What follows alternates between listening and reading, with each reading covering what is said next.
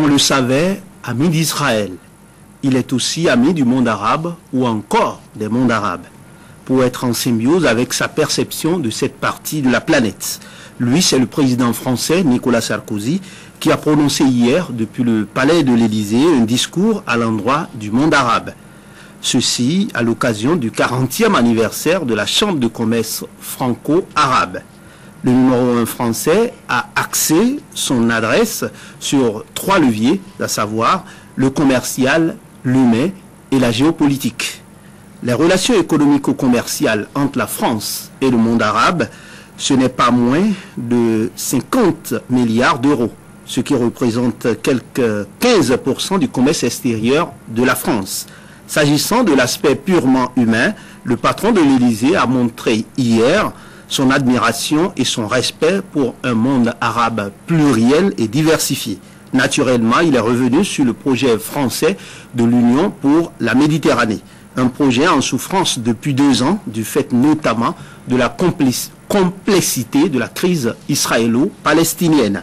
Une crise dont la résolution, à en croire Nicolas Sarkozy, passe par la création d'un État palestinien souverain et démocratique à côté d'un État d'Israël sécurisé. La première différence entre ce discours de Nicolas Sarkozy et celui de Barack Obama, prononcé en juin 2009, est d'ordre géographique. Paris et Caire ne veulent pas dire la même chose. La seconde différence, c'est que le patron de la Maison-Blanche a parlé en tant que président d'un pays qui a beaucoup de leviers d'action dans le monde arabe. Nicolas Sarkozy, lui, en a moins.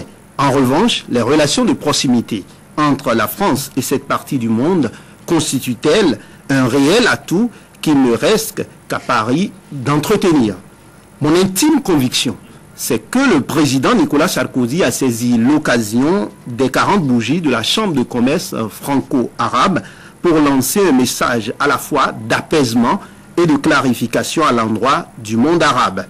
La trame de son discours pourrait se décliner comme suit.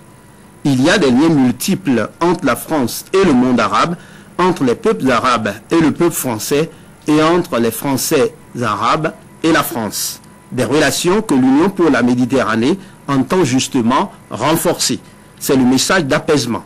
Mais ces relations ne peuvent prospérer sans le respect des spécificités identitaires de ces 2 partenaires. C'est la partie clarification. S'il y a autre chose à tirer de ce discours, c'est que le patron de l'Élysée est par ailleurs dans l'étoffe de président du G20, balisant le terrain pour son projet majeur d'une autre gouvernance mondiale. Au dernier sommet France-Afrique de mai 2010 à Nice, Nicolas Sarkozy avait déjà parlé de sa volonté affichée de construire des relations nouvelles plus décomplexées et plus responsables avec l'Afrique. Sûrement qu'on entendra beaucoup parler de lui ces 12 prochains mois.